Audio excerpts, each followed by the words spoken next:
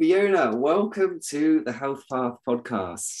Hello, thank you for having me. No, it's a pleasure. I guess many people won't know that we used to be colleagues at Health Path, and it's been quite a while since we've spoken. So it's lovely. It's really lovely to have you on and to see your face again. And you. It's always nice speaking with you. So our topic today is kind of skin health.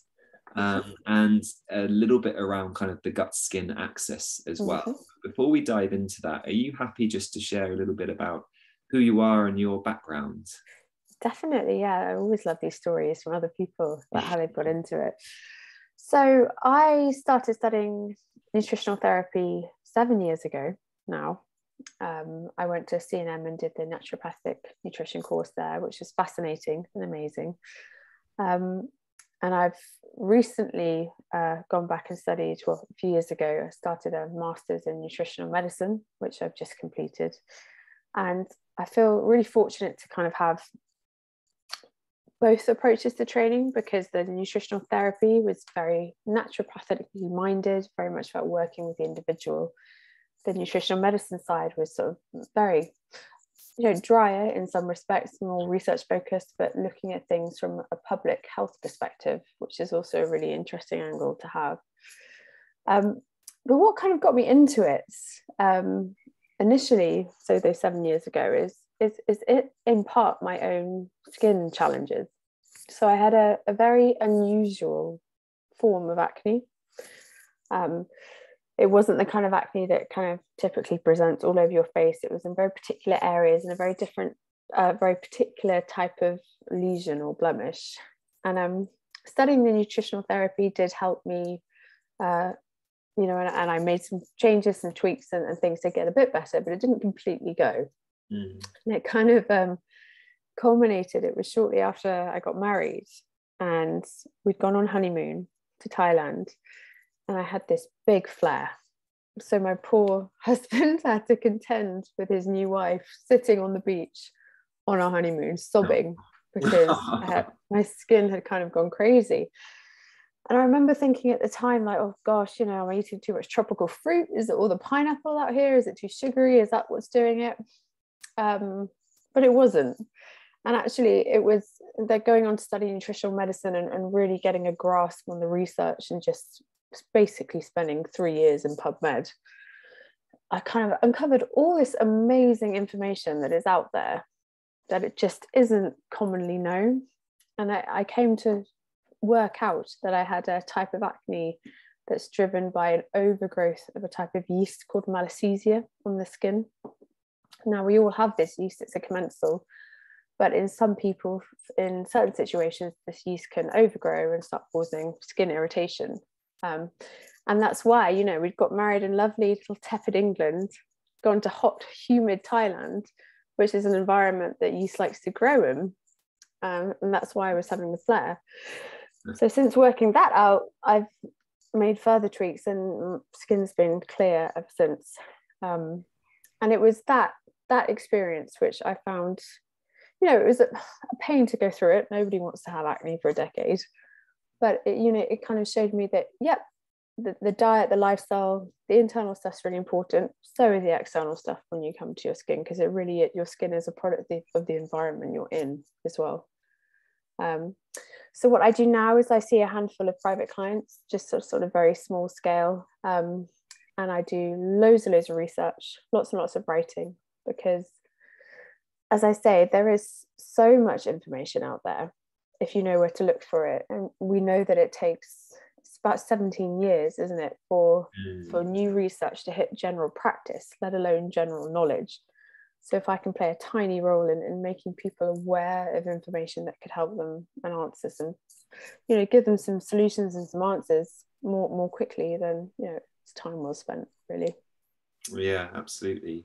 And how did you come to that sort of knowledge and conclusion that was what was going on for you?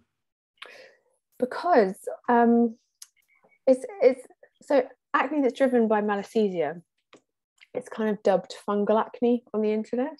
Okay. But normal acne, quote unquote, typically the bacteria, Cutibacterium acnes, is implicated. So that's why lots of conventional treatments are antibacterial in nature. So, you know, you could have a topical antibacterial, or you could be given antibiotic supplements. Obviously, if you do that for a yeast-based organism, it's not going to do anything. The antibacterial agent isn't going to kill it, and taking antibiotics certainly isn't going to kill it, and actually it ends up making it worse a lot of the time, because you kill off a lot of your good bacteria, making more space for the yeast to grow. And the presentation of them is very different too. Sorry, just gonna have a drink of water. The presentation is different. So with normal acne, excuse me, it's a mixture of different lesions kind of all over the face, chest, upper back. With malassezia-driven acne, it's kind of very small, identical sized whiteheads, typically on oily regions of the face. Okay. And it's, excuse me, Alex, unlike normal acne, it is also can be quite itchy. It's a yeast-based condition. So it was a combination of sort of these symptoms and knowing my own health history. And I had periods in the past where I had been on antibiotics for extended periods of time. Everything kind of fit in place, really. That's really interesting. So there are definitely some like telltale signs that essentially it can be fungal rather than bacterial, which so that's helpful in its own right. People might already have had a moment of realization from their own kind of health journey if they're dealing with some of these things. Okay, so that's, as you say, it is really interesting to hear people's kind of journey into nutritional therapy and naturopathic medicine, and there's so often that personal journey there. So on the topic of skin health generally, obviously there's a wide range of sort of skin-based conditions and diagnoses. You've just already given an example of how detailed that can become ultimately. Is there a obvious way that you want to kind of just open up this conversation around kind of skin health and the role that diet, nutritional therapy, lifestyle can play in it? Yeah, absolutely. Sorry, I'm just going to give myself a moment to have a cough and then I'll clear my throat.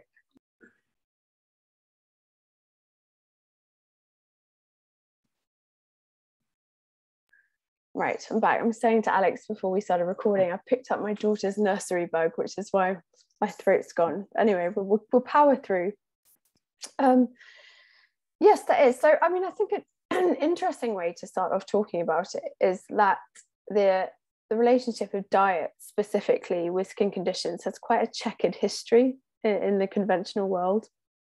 And you can kind of trace that back to two studies in the 60s that were done looking at sort of confectionery and chocolate consumption on acne, which is the most common skin condition in the Western world. And both of those studies showed that it had no effect on acne. With a modern lens, we can look back on those studies and see that they were very poorly designed and we're probably not going to show a difference anyway, just because of the study design. And research has moved on tremendously since then. So we're now in a place where it's even 10, 15 years ago, the common line was what you eat doesn't affect your skin condition. That is now shifting. And we know that diet plays a role in a number of skin conditions, from acne to psoriasis to eczema. The frustrating thing about it, it's not in the nice linear way that we would like. So, for example, it would be really helpful if you ate eggs and then 2 days later you had a flare of your skin condition. And that's kind of what these gold standard trials are really set up to assess. It's like, if you do A, B happens. The trouble is food, digestion, the environment of the person eating that food makes it all so much more complicated. So, in one person, eggs doesn't cause a skin flare, but in another, when they eat eggs, because they have dysbiosis and increased intestinal permeability, and they've lost their immune tolerance to uncooked egg protein, that's going to cause a skin flare, but maybe 6 days down the line. Okay. So I think the reason I'm saying all of that is because it's very difficult to study, and it's very difficult to study in any sort of meaningful way, which is why it's not more commonly known that how you eat and what you eat does affect the health of your skin. But it does in both a physiological sense and a pathological sense. So in a physiological sense, we know that we need to eat the right sorts of fats to help our skin. We know that we need good sources of protein. We know that we need to balance our blood sugar, because that affects hormones that keep our skin looking nice and clear. But on a pathological level, we also know when things start going wrong, maybe because we spent 25 years eating a Western diet, that's going to affect lots of different pathways that wind up having an impact on your skin. And the secret is to kind of know where to begin unpicking it, if that makes sense. Total sense, yeah. But it's a really interesting area, and I think it's one that is quite often not left behind, but it doesn't get as much of the spotlight. Even within the functional medicine world, you can name loads of people who are gut health experts, SIBO experts. People who are skin experts are kind of few and far between. And I think it's because it is, I don't know. I think they can be trickier to sort out. They can take longer to sort out, but there is so much you can do to help your skin. Yeah. No, it's a good point, I think, ultimately. In regards to, I can't necessarily name, apart from you, Fiona, I can't name someone in the UK that I know is sort of a well-renowned skin expert. No. And you would have thought, based on the fact that it's such a prominent conditions, and the fact that it's so visible. I think a lot of people, there's a real psychological element to a lot of skin-based conditions, because it can be so visible. So people that I have worked with over the years, which isn't particularly frequently, but there is always such a degree of stress, embarrassment around the condition, because it's visible. It's not like chronic fatigue syndrome would be an example of kind of an invisible condition, where sometimes people can look incredibly well, but they could be bedbound with their condition. It's absolutely right. I mean, I focus a lot on acne because that is my personal interest, and it's what I've done a lot of research on and a systematic review on, which I'd love to come on to and talk about. But the research there really backs up what you're saying. People who have acne are more likely to be depressed. They're more likely to be suicidal. They're more likely to be unemployed. They even have less sex. And I think that, again, a lot of the research focuses on acne because it is the most common condition. But I think that the principles follow suit for a range of skin conditions. I think they can infiltrate every corner of your life in a way that you can't really understand unless you've had a skin condition. But what's really interesting about the research that's coming out on the gut-brain-skin axis and the gut-skin axis is, we presume that just because it's visible, people feel insecure about their appearance, and that affects their mood. But research on the gut-brain-skin axis suggests, well, no, it's maybe not that straightforward. Perhaps actually what's going on in the gut is simultaneously affecting mood and simultaneously affecting the skin. Which, interestingly enough, isn't a new concept. There were two dermatologists in the 1930s called Stokes and Pillsbury who were shouting about this at the time.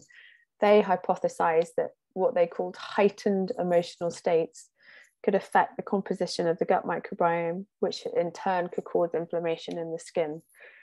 And way back, in the 1930s, almost 100 years ago, they were recommending cod liver oil and, fermented dairy to help sort it out. So that's omega-3 and probiotics, which is amazing. So it's kind of it's brilliant that it's kind of coming back in vogue and we're putting more attention to it, but it's not actually a new concept.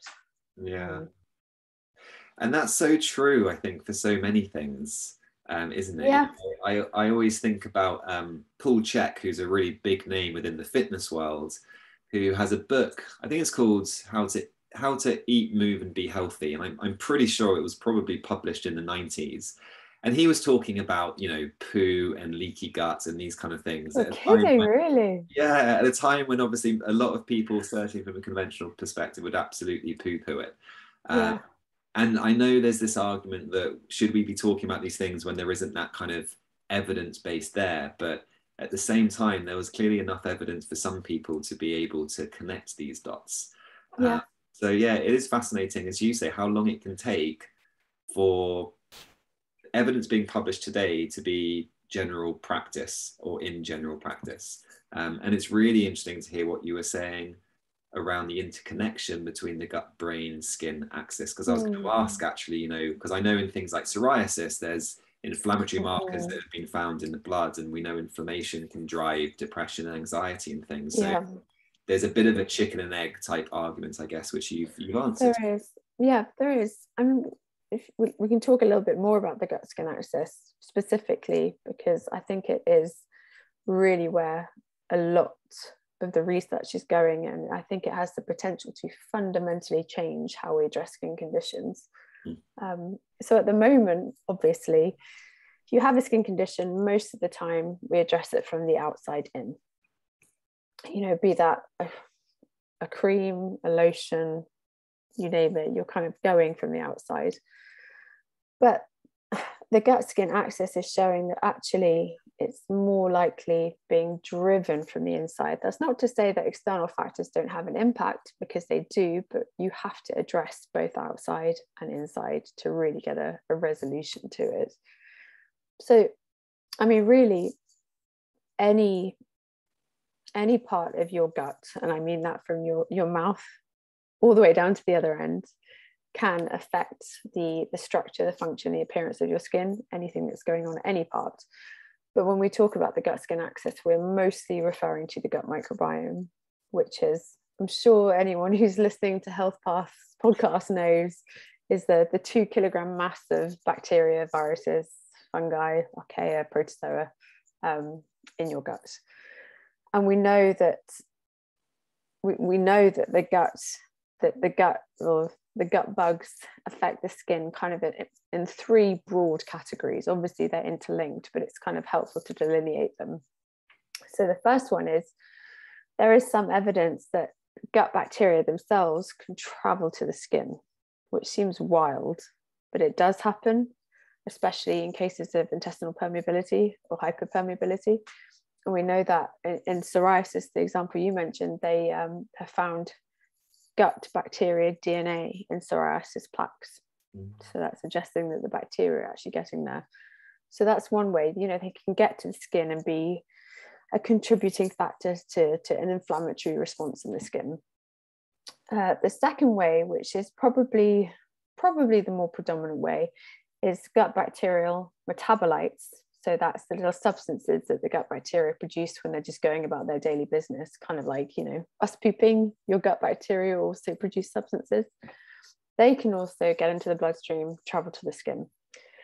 And there's actually really fascinating research coming out of UC Davis in California, where they found that acetate, which is one of the short chain fatty acids produced by your by friendly gut bacteria, has a directly anti-inflammatory action on the sebaceous glands. And that's amazing, you know. And I kind of feel like it makes me weirdly happy to hear that, because I feel like butyrate gets all the credit. Acetate, also an important short chain fatty acids, you know, especially, again, I'll go back to acne, but if acne is inflammation of the sebaceous glands, so if you know that by eating more fiber, which affects your good gut bacteria, affects their metabolites, which then travel to your skin and dial down that inflammation, that's really empowering information to know. And it goes the other way too. So obviously people with skin conditions have more LPS, lipopolysaccharide, which is sort of the fragment from the outer coating of gram-negative bacteria in the blood, again suggesting that pieces of bacteria can contribute to an inflammatory reaction. The third way is that gut bacteria have a huge role in kind of training and influencing the immune system, which again obviously affects a range of inflammatory conditions. And all skin conditions do have an inflammatory element. Okay. All of them. Fascinating. Yeah, it is fascinating. So, I mean, to make that actually useful and actionable for people. Sorry, here's my office assistant. Yeah, a really simple thing you can do for your skin is eat a wide variety of colourful fruits and vegetables.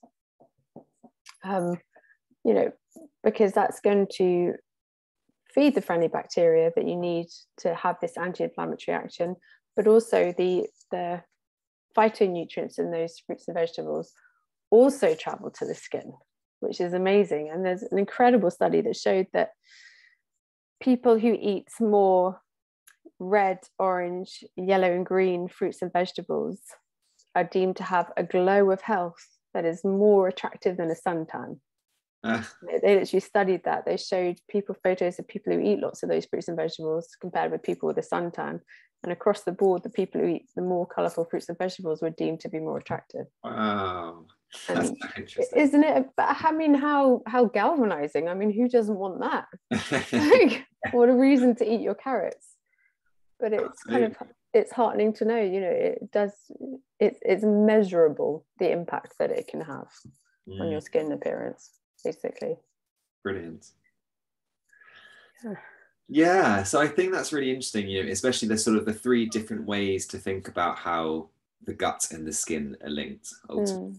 And I think, one of the things that I've definitely read is the third one, this idea that our microbiome is just helping modulate the immune system, which, as you say, is so heavily involved in all of these different skin-based conditions.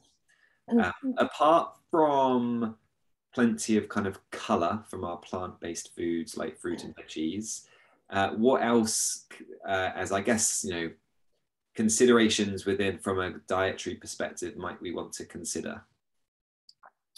Another big one is eating healthy fats and not being afraid of doing that. I mean, on a really basic level, why is your skin waterproof?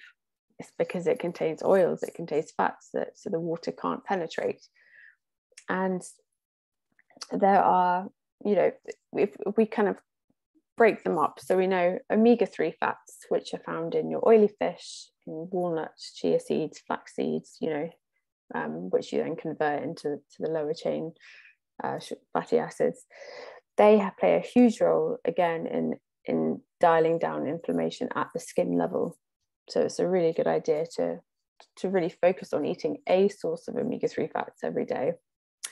Omega-6, which often get a bad rap because we naturally eat too many of them in seed oils, they are still important. They play a huge role in providing the structure of your skin and your skin cells. So making sure you're getting a good serving of, plain whole nuts or seeds every day can be really helpful to your skin too. And just to drop another study in there, they showed that women who ate sort of 2 large handfuls of almonds every day, I think it was after 2 or 3 months, had visibly shallower wrinkles. Wow. Because it can have that much of an effect. That's why I say there's so much information, that measurable impact of what you eat affecting your skin, which I find fascinating. And then the third one is monounsaturated fats. So in your avocado, in your olive oil, they help to keep your skin supple. So it's really, getting in the habit of every time you have a meal or a snack, thinking, do I have a source of healthy fat with this? Which brings me on to another principle, which is I feel like it's the foundation of any nutritional therapy approach, is eating in a way that balances your blood sugar, because that has an enormous impact on hormone function, which again affects both inflammatory processes, but also the appearance of your skin. again, research shows that if people have higher blood sugar, they look visibly older to other people, which is wild. Yeah. So it's, all the sensible things that most of us know, but just, it can be really easy to forget. So, having good protein, healthy fat, good servings of fiber-rich vegetables, whole grain carbohydrates, and making sure we're eating in a way that, that keeps us full, and keeps our blood sugar steady, has an enormous impact on your skin. Okay. And is there much, I feel sorry for the third macronutrient here, protein. Is there any kind of, so to speak, direct research looking at amino acids or protein from a skin perspective? There is. I personally am a little bit less well versed in that at the moment. That's kind of my next big thing to tackle. But yes, there is. I mean, the acid mantle of your skin, which is kind of its protective barrier, is made up of free fatty acids in part, but also amino acids. And obviously in any wound healing situation, so whenever someone says wound healing, I always think of a gash in your arm or something like that, but a wound can also be an acne blemish, it can be a psoriasis lesion, it can be, the compromised barrier that you see a lot in eczema. Eating a good amount of complete protein sources are really important to encourage that and give your body the tools it needs to repair your skin. So yes, protein is very important for your skin, and the complete sources. So, from the healthy sources of meats, fish, eggs, and if you are eating a plant-based diet, combining things in a way that gives your body the complete sources is very important. Perfect. Okay, so we've spoken a little bit around things that we want to be sort of adding, I guess, from a dietary perspective. And whenever I'm sort of thinking about sometimes how to structure these conversations, but sometimes just when I'm with clients, I really love the naturopathic principle. What do I want to add and what do we need to remove? Yeah. And that seesaw balance. So from all of your extensive research, are there things or themes that we might need to, so to speak, remove either from our diet, from our lifestyle, from our environment, that can be a blocker to kind of the healing process? Gosh, that's a big question. Yes. Yes. It's funny. My mind is so trained to kind of think about, let's go at it from the other side and naturally whittle the other stuff away. Yeah, there is. So I'm almost hesitant to say this, and I am with clients, because I feel like people can get really het up on it, but sugar, your skin doesn't love sugar. There's no two ways to put it. It can drive inflammatory conditions. It's actually very aging to your skin. But when I say that, I don't mean never have a slice of birthday cake again, because life is for living. So it is, eating in the blood sugar balancing way that I mentioned, but it's also, in some ways, it's getting a little bit tactical about where you have your sugar and just being aware of it. So, going to get that frappuccino from a well-known coffee chain on the high streets, you may not realize that you're hoovering up 30 grams of sugar in that, or adding loads of condiments to your dishes. You might not realize you're having 2 teaspoons of sugar with every dollop of ketchup. And it's just also eating in a way that, say if you do want dessert, for example, you eat your dessert after your nice blood sugar balancing meals. So the impact of the sugar on your body and therefore your skin is kind of muffled in a way. Another big one that comes up a lot is dairy, and that's for a range of skin conditions. And I kind of get driven a little bit mad about what's written in the blogosphere about dairy. People saying that it's full of pus and cow hormones that are wrecking your body. And it's not really what's happening in a lot of cases. There's an amazing researcher called Bodo Melnick, a German chap, and he has really kind of delved into why dairy affects certain people and in what way. And a really easy way to understand it is that you can view dairy, and particularly milk, as kind of software for the body. So obviously you give milk to your infants, and it's not just the nutrients they're getting from the milk and the macronutrients, it's kind of the programming it gives you. And the programming it's giving you is grow, grow, grow, grow, grow, which is obviously super appropriate if you're an infant. And also, you know, cow's milk's super appropriate for a calf, which doubles its body weight in 40 days. The issue that comes for a lot of people if you have a skin condition is that message to grow, grow, grow, grow, grow can exacerbate a lot of skin conditions, be it psoriasis, where the skin's turning over too quickly, acne, where the skin cells are also growing too quickly and blocking the sebaceous ducts. With eczema, it's a slightly different picture. It's often people have a particular sensitivity to one of the proteins in milk. But I would say I wouldn't advocate everyone just taking dairy out of their diet if they've got a skin condition, because I don't think the evidence is there for that. And it can also be very life limiting for people. But again, it's just having a greater awareness of it. And I think most people with a skin condition can kind of find a happy place with dairy for them. So, you know, it could be that, you know, if you have 2 or 3 lattes in a day, that's going to start having an impact, but actually a little bit of Parmesan on your pasta in the evening is fine for you. Right. And it is finding a kind of a happy balance for that. And I even asked Bodin Molnick, because I spoke to him on a Zoom call about his research. You know, he's doing all this research on how dairy can have a negative impact on your health. And I said, oh, I mean, do you eat dairy? And he was like, of course, it's delicious. Yeah, it's finding a happy balance with that. In terms of other things you could take out, it's very specific to the individual, and it does vary by skin condition as well. So if you've got something with slightly more of an autoimmune element going on, like psoriasis, you know, maybe nightshades might be something you want to look at, but again, not necessarily for everyone. For eczema, I think eczema is one of those conditions where it can be helpful to do a guided elimination diet, because people's triggers do seem to be very unique. But the way I like to work with people is just trying to keep things as unrestricted as possible, because actually if you get to a place where you're getting quite stressed out about what you can and you can't eat, that is also going to drive a skin condition. There's the stress and the effect on your nervous system.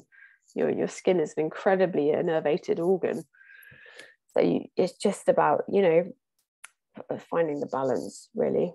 Yeah.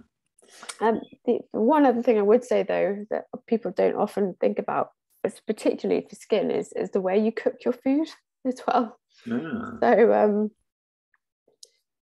if you've heard of something called advanced glycation end products, which is basically, you know, when you toast bread, I was going to say toast, when you toast bread and it comes up and it's got, you know, the kind of the slightly burnt sheen on it, what you're looking at there is advanced glycation end products, conveniently called ages, because when you eat them, they contribute to skin aging. What they do, it can bind to collagen and make it stiff, which obviously increases wrinkles. But it's the cooking at really high temperatures that increases ages in food. So that's deep frying, baking above 200 degrees in the oven, for example. And it's that you get more ages in kind of protein and fat rich foods than you do carbohydrate rich foods. So, you know, it's when you've got like really burnt meat on a barbecue or something, which is any British barbecue I've ever been to. It's a very crispy sausage. But over time, you know, they can impact skin health. So when you can and when it's sensible, it's favouring gentler forms of cooking, like water-based methods. So, you know, boiling or steaming, sauteing, over time, that really is going to have an impact as well. Okay, brilliant. Yeah, and just on that note around sort of stress, I mean, I've had some minor psoriasis in the past, and stress was probably the most significant trigger ultimately.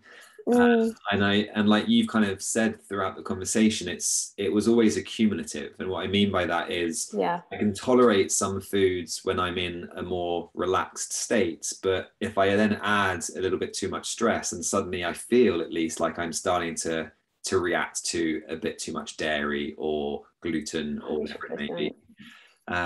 People often find that, don't they? It's when they go on holiday, they can eat all sorts of things that they wouldn't normally eat, and they're fine. And when they get back to the humdrum of ordinary life and the commute and kids and getting to work on time, that it starts having the effects. But again, I think that information, that knowledge is quite freeing, because it allows you to be more flexible with your diet when you know. Yeah, I think so, definitely. Because although I've noticed correlations, and anyone listening, or most people listening, probably know my history from a sort of an IBS sort of perspective, and even with that, stress was always kind of a big driver. And as you said, I think when you know that and you can understand and appreciate that the food I describe as kind of the trigger but not the cause necessarily, completely agree. It's helping a message get received, so to speak. But as you say, it is liberating. It's kind of knowing that I don't have to avoid this food that I love for the rest of my life, because that is also stress, anxiety inducing, and just miserable ultimately. So it does provide a slightly healthier mentality to this, I think. It is. And I also thought we could talk about some of the topical stuff as well, because I wondered if your audience, gets to hear much about that in kind of this context, but it is important too. It is a factor for skin conditions. Okay. So we can delve into that now. Yeah. I think, as is often the case in kind of the nutrition functional medicine world, when it comes to skincare, people presume that natural is better. But I'm afraid I'm going to get on a little soapbox about this, because it just isn't the case a lot of the time. For one reason, natural is a completely unregulated term in the beauty industry. It means absolutely nothing at all. Same for green. So, something can say it's natural, but if you flip the bottle around and look at the ingredients, it fundamentally isn't. But also, let's take dry skin as an example. If you have dry skin on your face, it's not that you have an avocado mask deficiency. It's that the fatty acids and the cholesterol and the ceramides and certain amino acids aren't quite there in the right balance on your skin. So actually getting those back on your skin from either a natural source or a synthetic source is a much better way to go about things. So it's kind of using substances that are the biomimetic, or substances that your skin recognizes, is actually a lot more helpful. But I think in terms of one really solid, useful tip that people can take away when choosing their products is to use ones that, natural or not, are the physiological pH of the skin. So we all know about the pH scale, probably remember it from chemistry lessons at school. It's a scale from 1 to 14. So 1 to 7 is acid, 7 and above is alkaline. And I often ask clients this, actually, in a first consultation. I say, what do you think your skin is? Where do you think it is on that scale? And most people hedge their bets and say 7, say it's neutral, but it's not. It's acidic. It's between about 4 and 5.5. Oh. It's actually a very acidic, and it's acidic for a reason. That's part of its defense strategy, is to kill off the bad bacteria and keep the nice balance of good bacteria on the face, which are all part of the immune barrier. Now, the trouble is, a lot of conventional skincare products are alkaline. They're soap based, And when you use those, so say you cleanse your face with an alkaline cleanser, we know that that will raise the pH of your skin for a couple of hours afterwards. If you keep doing it, you do it twice a day, you know, for years, gradually the pH, the resting pH, let's call it, of your skin starts to increase. And the reason that's a problem is because, as I said, it's acidic for a reason. If you start changing the pH, much like your gut, the wrong type of bacteria can start overgrowing, and your friendly bacteria can start dropping off on your skin surface. So, and actually that was a factor in the malassezia that I spoke about before. I was using very soap-based cleansers because you do, when you have problem skin, you just want to get rid of it. So you're thinking you're cleansing it away, but it's actually exacerbating the problem. So look for products that are pH balanced. So it used to be quite hard, but the industry is kind of catching up with this now because there's so much research coming out on it. So products will either say they're pH balanced or it's a physiological pH, and that's what you're looking for. You can test it yourself, actually. You can get little pH strips, just get them off Amazon, but the product has to have water in order for it to give an accurate reading. You can test the pH of your products too. And that alone has an enormous impact on skin conditions, really. Just letting your skin get back to its naturally acidic state. It can start self-regulating more from the outside in. Perfect. Which I find very interesting. Yeah, that is really interesting. I would not have guessed it was that acidic. No, you don't, do you? But yeah, I mean, it's very, obviously it varies by body site, and actually men have slightly more acidic skin than women as well. Which is kind of frustrating for women because the acidity of your skin also affects how quickly you age. So if your skin is more acidic, you age, the visible signs of aging are slower. Fascinating. And have you read much around the concept of topical probiotics? Yes, I have. What are your thoughts on this? So my thoughts are, it's not quite there yet. And the reason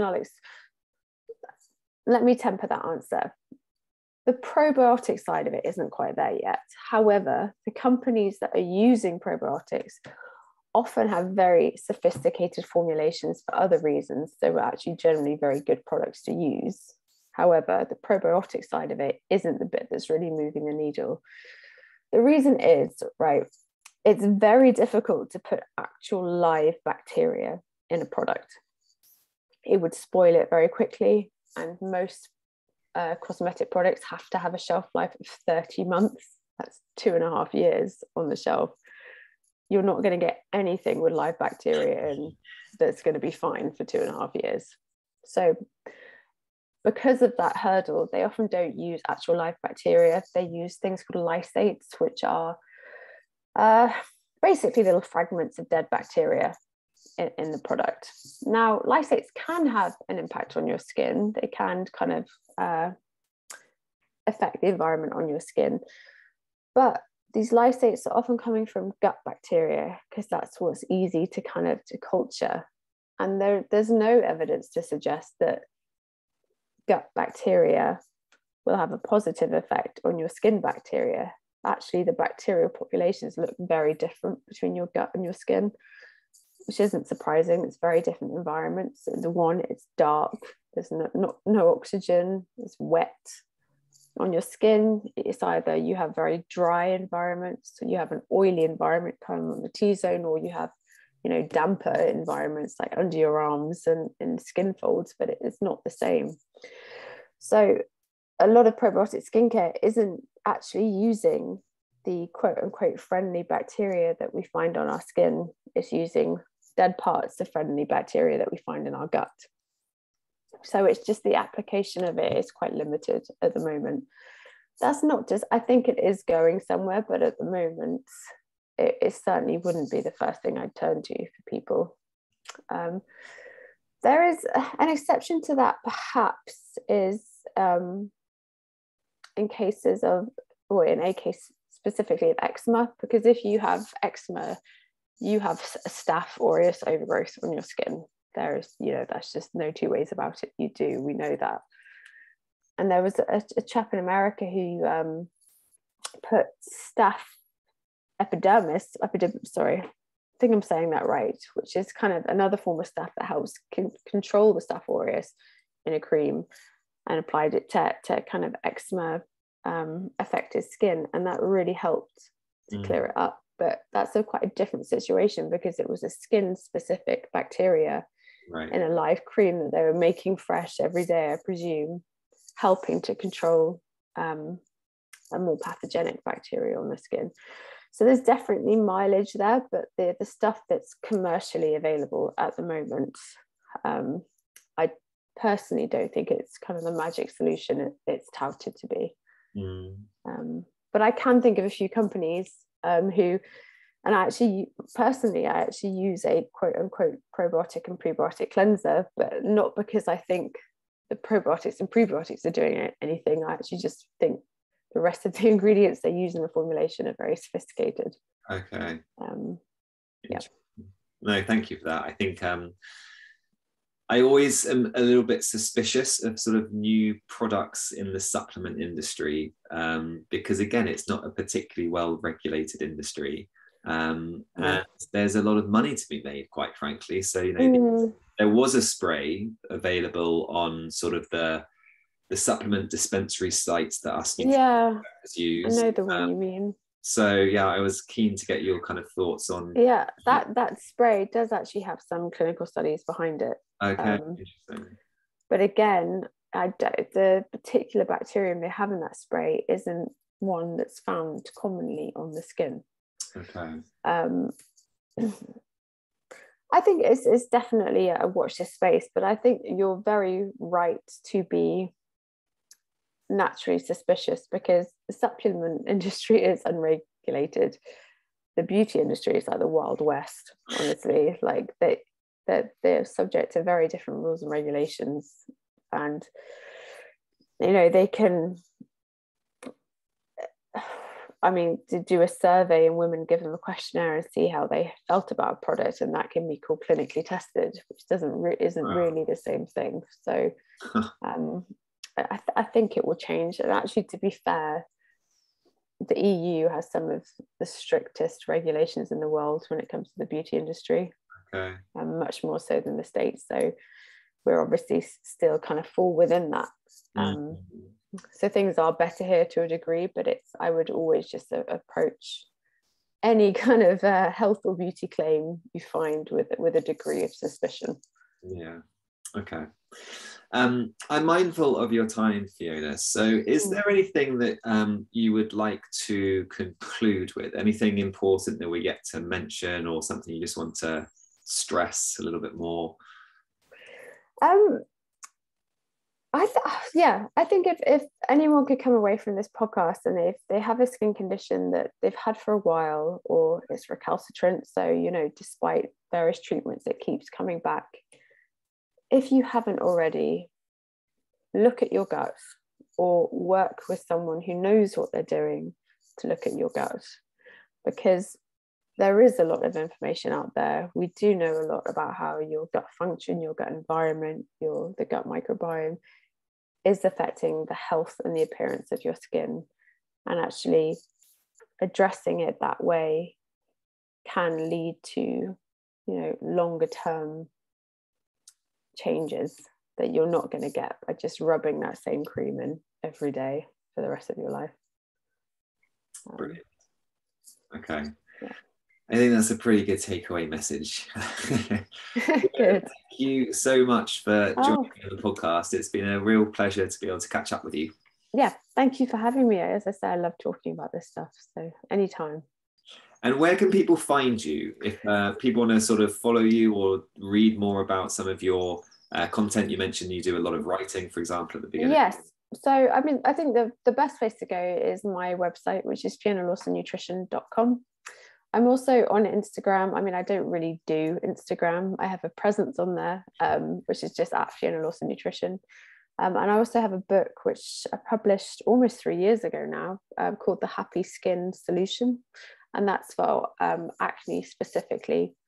And you can find that on Amazon. And yeah, I mean, it's very pleased. It's been selling well for 3 years. And I get a lot of feedback from people saying that they had no idea all this stuff could have an effect on their skin, and it can be quite eye-opening. So yeah, that's The Happy Skin Solution on Amazon. Perfect. Okay, and I'll add all of those to the show notes as well, so people can find it easily. Thank you, Fiona, and hopefully we'll see you again soon. Yes, I'm sure we will. Thank you, Alex.